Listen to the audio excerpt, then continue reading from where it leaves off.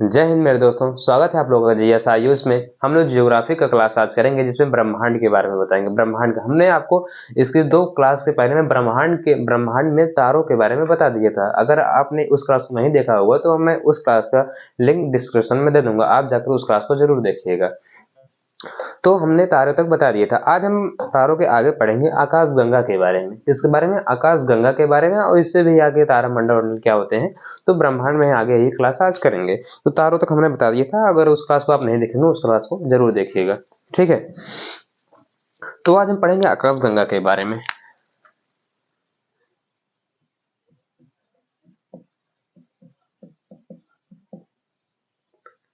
आकाशगंगा का मतलब ये नहीं है कि गंगा पानी कोई जमीन पर चीज है, ये भी ब्रह्मांड का ही चीज है, ब्रह्मांड में। तो आकाशगंगा के बारे में पढ़ेंगे, एस्ट्रोनॉमी है तो जिसमें आकाशगंगा के बारे में पढ़ेंगे। तो आकाशगंगा किसे कहते हैं? हमने आपको बताया था कि ब्रह्मांड में अगर सबसे ज्यादा किसी की संख्या है तो ब्रह्मांड में सबसे ज्यादा संख्या तारों की होती है। ब्रह्मांड में सबसे ज्यादा संख्या तारों की होती है। तो उसी तारों के असंख्य समूह को, जो हमारा ब्रह्मांड में तारा पाया जाता है, उसी तारों के असंख्य समूह को ही हम आकाशगंगा कहते हैं। बस कुछ है नहीं आकाशगंगा में, जो तारे होते हैं ब्रह्मांड में उन्हीं तारों के असंख्य समूह को हम लोग आकाशगंगा कहते हैं। तारों के असंख्य समूह को आकाशगंगा कहते हैं। तो क्या हो गया इसका? तारों के असंख्य समूह के, तारों के असंख्य समूह को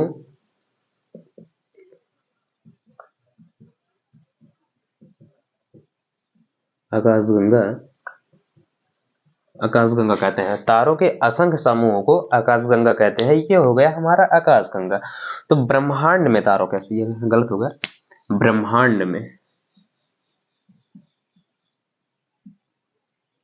ब्रह्मांड में तारों के असंख्य समूह को हम लोग आकाशगंगा कहते हैं। तो ये हो गया हमारा आकाशगंगा। अब आकाशगंगा का तो आप समझ लीजिए हो गया आकाशगंगा। अच्छा, आकाशगंगा का आकार कैसा होगा? आकार भी तो जानना जरूरी है। तो आकाशगंगा का जो आकार होता है, या इसका आकार सर्पिलाकार होता है।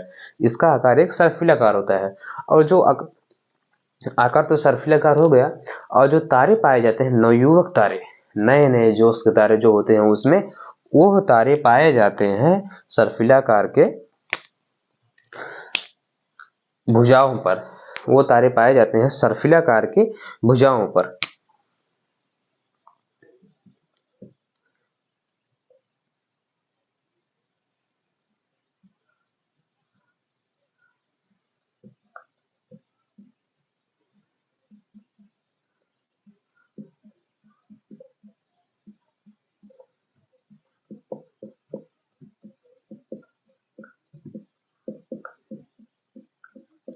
सर्पिलाकार के भुजाओं पर तारे पाए जाते हैं। किसके? सर्पिलाकार के भुजाओं पर। लेकिन जो हमने आपको बताया, जो नवयुवक रहते हैं एकदम नए नए पौष्टिक जो आते हैं, वो सर्पिलाकार के भुजाओं पर रहते हैं। कहते हैं अरे हम नवयुवक हैं, आरी और एकदम रह लेंगे। तो वो सर्पिलाकार के भुजाओं पर रहते हैं नए तारे। जैसे जैसे तारों की उम्र बढ़ती जाती है, सर्पिलाकार तो हो गई वो, उनका सर्पिलाकार भुजाओं पर है, लेकिन जैसे जैसे उम्र बढ़ती जाएगी तारों का जांगर वो थोड़ा उनका वो एनर्जी कम होता जाएगा। एनर्जी जब कम होता जाएगा तो क्या करेंगे, एकदम किनारे से धीरे धीरे भागते लगेंगे, नहीं तो घूमे घूम जाकर शायद नीचे गिर जाए। तो वो सर्पिलाकार से जैसे जैसे उनकी उम्र बढ़ती है तारों की, वो सीधे सीधे धीरे धीरे सर्पिलाकार के मध्य भाग में जाने लगते हैं, मतलब आकाशगंगा के मध्य में जाने लगते हैं। तो जैसे जैसे जैसे जैसे तारों की आयु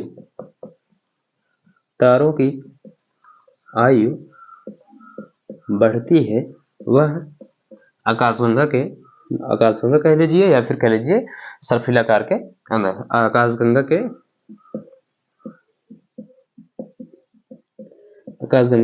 मध्य भाग में, आकाशगंगा के मध्य भाग में जाने लगते हैं। आकाशगंगा के मध्य भाग में जाने लगते हैं। तो जब तारों की नई नई एनर्जी रहती है तो उसमें, अरे अगर आप भी देखिए, अगर नई नई एनर्जी कहेंगे, कुछ भी होगा कहेंगे हम देख लेंगे, हमसे ज्यादा पावरफुल कौन होगा, बहुत घमंडी। लेकिन ज्यादा घमंड नहीं करना चाहिए, क्योंकि किसी की घमंड ज्यादा नहीं चलता। जब रावण का सोने का लंका घमंड पर नहीं टिका, तो आप लोग हम लोग क्या है, तो ज़्यादा घमंड भी नहीं करना चाहिए, पर थोड़ा सा ये नहीं कि एकदम दब भी जाए। तो ये हो गया तारा। जब तारों की उम्र नई नई रहती है, जोश नया नया रहता है, तो आरी रहते हैं, एकदम किनारे पर रहते हैं। लेकिन जब धीरे धीरे वृद्ध होने लगते हैं, जैसे जैसे उम्र बढ़ती रहती है, तो समझदार हो जाते हैं, तब जान जाते हैं कि लड़ाई कुछ रखा नहीं है, धीरे धीरे वो चले जाते हैं आकाशगंगा के मध्य भाग में। तो जब तारों की उम्र धीरे धीरे घटती रहती है, वो आकाशगंगा के मध्य भाग में चले जाते हैं, और आकाशगंगा के मध्य भाग में पाया जाता है ब्लज। आकाशगंगा के मध्य भाग को ब्लज कहते हैं। आकाशगंगा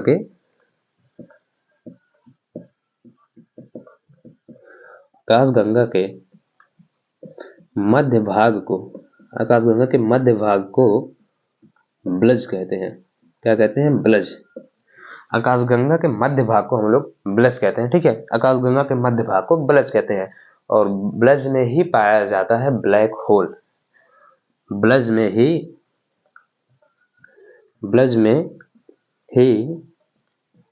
पाया जाता है ब्लैक होल। अब आप लोग समझ गए होंगे, अगर पिछली वाली क्लास किए होंगे तो आप लोग अब समझ गए होंगे ब्लैक होल्स में आने के बाद होता क्या है। तो ब्लज में ही पाया जाता है ब्लैक होल, और तारों का अंत ब्लैक होल में ही होता है। तो इसका मतलब ये क्या हुआ, ब्रह्मांड में तारों के असंख्य समूह को हम लोग आकाशगंगा कहेंगे। आकाशगंगा का आकार एक सर्पिलाकार होता है, और जो तारे होते हैं वो सर्पिलाकार के भुजा पर पाए जाते हैं, नए नए तारे। फिर जैसे जैसे तारों की उम्र बढ़ती जाती है, वो धीरे धीरे मध्य भाग में चले जाते हैं, और आकाशगंगा के जो मध्य भाग है उसको ब्लज कहते हैं, और ब्लज में ही पाया जाता है ब्लैक होल। इस प्रकार हो जाता है तारों का अंत। ये हो गया हमारा आकाशगंगा। ठीक है, अब बात आती है कि आकाशगंगा कितने होंगे। तो हमारे ब्रह्मांड में 100 अरब से अधिक भी आकाशगंगा है। 100 अरब से अधिक आकाशगंगा है हमारे ब्रह्मांड में। आप लोग कहेंगे इतना ब्रह्मांड है कहाँ, इतना आकाशगंगा है कहाँ, तो आप इस अंदाजा लग रहा है हमारे ब्रह्मांड में 100 अरब से भी ज्यादा आकाशगंगाएं हैं। तो एक आकाशगंगा में हमारे ब्रह्मांड में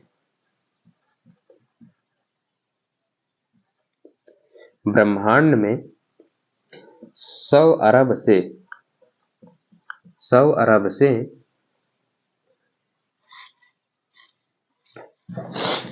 ब्रह्मांड में 100 लगभग 100 अरब, लगभग में रख लीजिए कि लगभग मतलब होता है 5, 6, 10, 20 आगे पीछे हो सकते हैं। हमारे ब्रह्मांड में लगभग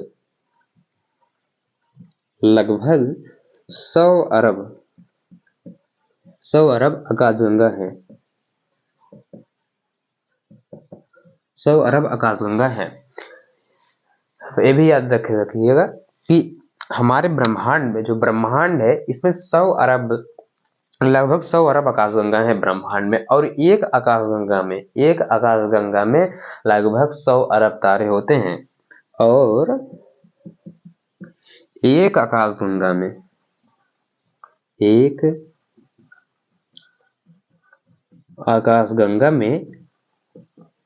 लगभग की बात चल रही भाई, लगभग मतलब कुछ आगे पीछे हो सकता है, एकदम एक्यूरेट वैल्यू नहीं पता है, कुछ आगे पीछे हो सकता है। लगभग 100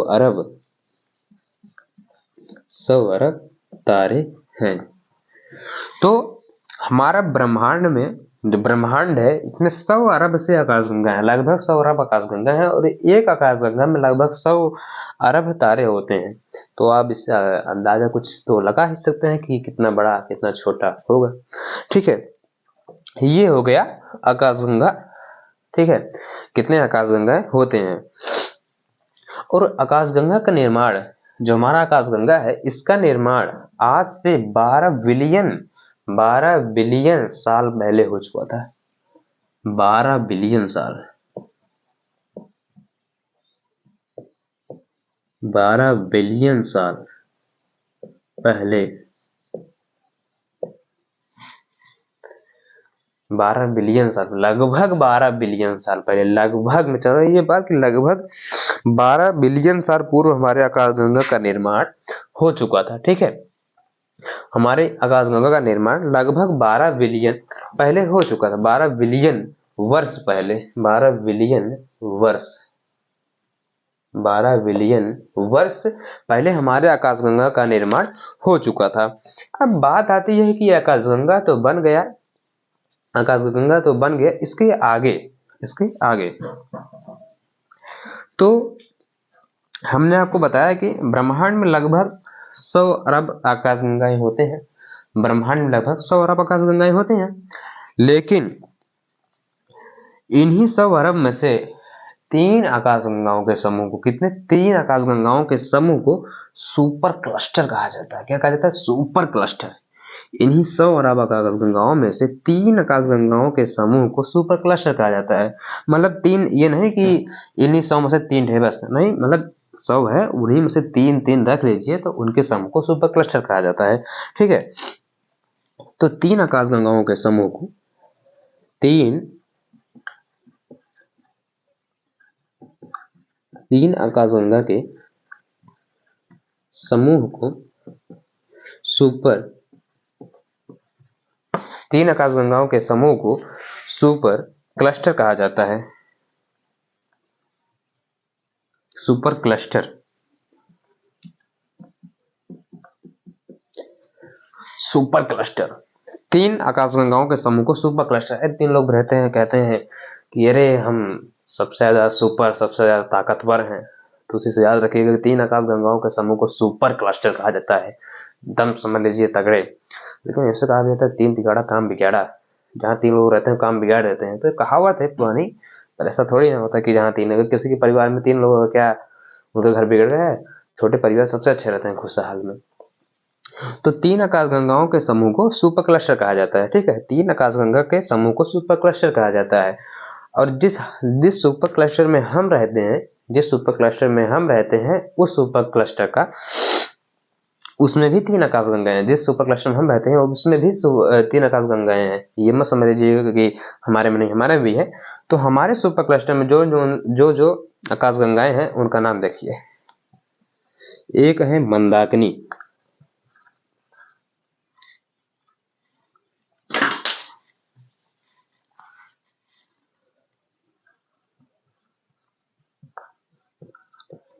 एक है मंदाकिनी, एक हो गया मंदाकिनी, एक हो गया देवयानी। अब इसका कुछ लोग गलत मतलब निकालेंगे, देवयानी, अरे वो देवर ओवर नहीं, देवयानी है। यहाँ पढ़िए ध्यान से, देवर के चक्कर में आप लोग चले जाते होंगे। तो एक हो गया देवयानी, और देवयानी के बाद एक हो गया NGCM 33, NGCM 33। अब इसके बाद जितने भी आकाशगंगा मिलेंगे ना, उनका ऐसे कोड रख उठेगा। अरे ये हमारे तुम नहीं, इसको हम नहीं बताएंगे। आप इसमें से ये बताइए कि इसमें से, इन तीनों में से जिस आकाशगंगा में हम रहते हैं उसका नाम क्या है? जल्दी से जल्दी कमेंट बॉक्स में आप उसका आंसर दीजिए। जिस आकाशगंगा में हम रहते हैं उस आकाशगंगा का क्या नाम है? इसमें से जल्दी से जल्दी कमेंट में आंसर दीजिए अपना, देखते हैं किसको कितना आता है। जिस आकाशगंगा में हम रहते हैं उस आकाशगंगा का नाम बताइए। इन्हीं तीनों में से है, तो 3 आपको ऑप्शन भी मिल गया, तो नहीं बता पाए आप लोग। तो जिस आकाशगंगा में हम रहते हैं उस आकाशगंगा का नाम है मंदाकिनी। हमारे आकाशगंगा का नाम क्या है? हमारे आकाशगंगा का नाम मंदाकिनी है। ठीक है, तो अब इसका आगे देखते हैं।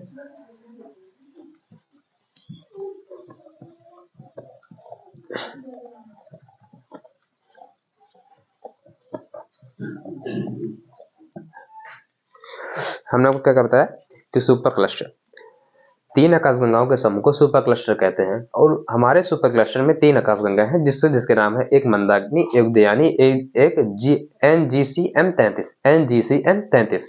और जिस मंदाकिनी में हम रहते हैं, हम जिस आकाशगंगा में रहते हैं उसे मंदाकिनी कहते हैं। जिस आकाशगंगा में हम रहते हैं, हमारे आकाशगंगा का नाम क्या है? हमारे आकाशगंगा का नाम है मंदाकिनी।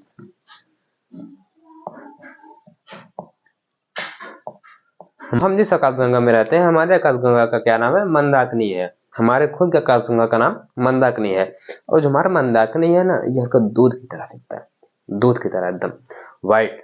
तो हमारे मंदाकिनी को मिल्की वे भी कहा जाता है। मिल्की वे के भी नाम से हमारे मंदाकिनी को जाना जाता है। किसके वजह से? मिल्की वे।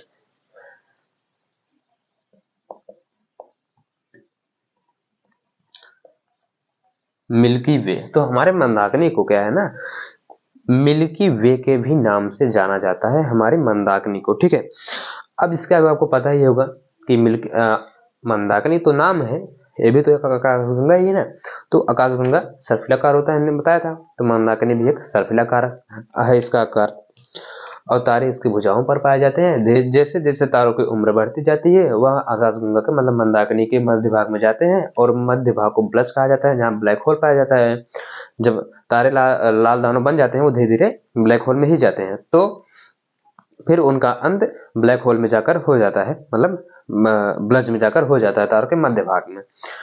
अब बात आती है कि सूर्य, ये हो गया मंदाकिनी। जो हमारा सूर्य है वो भी इसी मंदाकिनी में ही है। जो हमारा सूर्य है वो भी इसी मंदाकिनी में ही है। तो हमारा सूर्य है, हमारे सूर्य का मंदाकिनी का चक्कर लगाता है। आप ये ध्यान रखिएगा, ये नहीं है कि सिर्फ पृथ्वी ही सूर्य का चक्कर लगाता है। सूर्य भी मंदाकिनी का, हमारा पृथ्वी ही सूर्य का चक्कर नहीं लगाता, सूर्य भी किसी का चक्कर लगाता है। इस पूरे ब्रह्मांड में कोई न कोई किसी का चक्कर जरूर लगा रहा है। ठीक है, किसी के आप भी चक्कर लगा रहे होंगे। तो हमारा जो ब्रह्मांड है, जो हमारा सूर्य है, वो भी मंदाकिनी का चक्कर लगा रहा है। मंदाकिनी भी किसी का चक्कर लगा रहा होगा। तो हमारे सूर्य को मंदाकिनी का चक्कर 25 करोड़ वर्ष लगते हैं। कितने? 25 करोड़ वर्ष लगते हैं हम सूर्य को मंदाकिनी का चक्कर लगाने। अच्छा, इसकी स्पीड जानते हैं कितनी है? आप इसकी स्पीड जानकर हैरान हो जाएंगे। इसकी स्पीड है 250 किलोमीटर प्रति सेकंड। एक सेकंड में 250 किलोमीटर जाता है। इसकी गाड़ी न चले जाएगा तो पता ही नहीं कहाँ जाएगा। तो मंदाकिनी का जो स्पीड है ना, 250 किलोमीटर प्रति सेकंड है। 250 किलोमीटर प्रति सेकंड, एक सेकंड में 250 किलोमीटर जाती है। फिर भी इसको मंदाकिनी का चक्कर लगाने में 25 करोड़ वर्ष लगते हैं। कितने? 25 करोड़ वर्ष। इसी को ब्रह्मांड वर्ष कहा जाता है। 25 करोड़ वर्ष को ही ब्रह्मांड वर्ष कहा जाता है। तो इससे आप यह भी अंदाजा खुद ही लगा सकते हैं कि मंदाकिनी का आकार कितना बड़ा होगा, हमारा आकाशगंगा कितना बड़ा होगा। 225 किलोमीटर।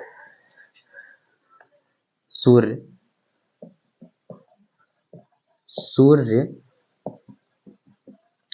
मंदाकिनी का चक्कर 250 किलोमीटर प्रति सेकंड के स्पीड से लगाता है और 25 करोड़ वर्ष में मंदाकिनी का चक्कर लगाकर पूरा करता है। 25 करोड़ वर्ष में चक्कर लगा लेता है। और इसी 25 करोड़ वर्ष को ही कहते हैं ब्रह्मांड वर्ष। इसी 25 करोड़ वर्ष को कहते हैं ब्रह्मांड वर्ष। इसी 25 करोड़ वर्ष को कहा जाता है ब्रह्मांड वर्ष। ठीक है, ये हो गया हमारा मंदाकिनी। अब इसके आगे तारामंडल के बारे में पढ़ेंगे। इसके आगे तारामंडल के बारे में पढ़ेंगे। ठीक है, तारामंडल के बारे में। तारामंडल, ध्रुव तारा क्या है, साइरस तारा क्या है। अच्छा, ये भी जान लीजिए कि सूर्य का सबसे करीबी तारा जो है, हमारा जो सूर्य है, सूर्य भी तो एक तारा ही है। और जो सूर्य है, इसका सबसे करीबी तारा क्या जानते हैं? प्रोक्सिमा सेंचुरी है हमारे सूर्य का सबसे करीबी तारा। जो हमारा मंदाकिनी है, मंदाकिनी में सूर्य है, मंदाकिनी में हमारा सूर्य है। और हमारे सूर्य के भी सबसे करीबी जो तारा है, मतलब सूर्य तारा है, इसके तारा की इस करीबी का तारा प्रोक्सिमा सेंचुरी कहा जाता है। हमारे सूर्य के करीबी तारा को प्रोक्सिमा सेंचुरी कहा जाता है। ठीक है, प्रोक्सिमा सेंचुरी कहा जाता है। अब इसको याद रखिए कि हमारे सूर्य के करीबी तारा को प्रोक्सिमा, हम अगली वीडियो में बताएंगे। ध्रुव तारा क्या है, साइरस तारा क्या है, तारामंडल क्या है। तो चैनल को सब्सक्राइब जरूर करिएगा और वीडियो को लाइक भी करिएगा। ठीक है, तो अगले वीडियो अगर आपको देखने होगा, अगर आप चैनल को सब्सक्राइब करे रहेंगे तो सबसे पहले नोटिफिकेशन आप तक पहुंच जाएगा, इसलिए चैनल को सब्सक्राइब जरूर करेंगे। जय हिंद।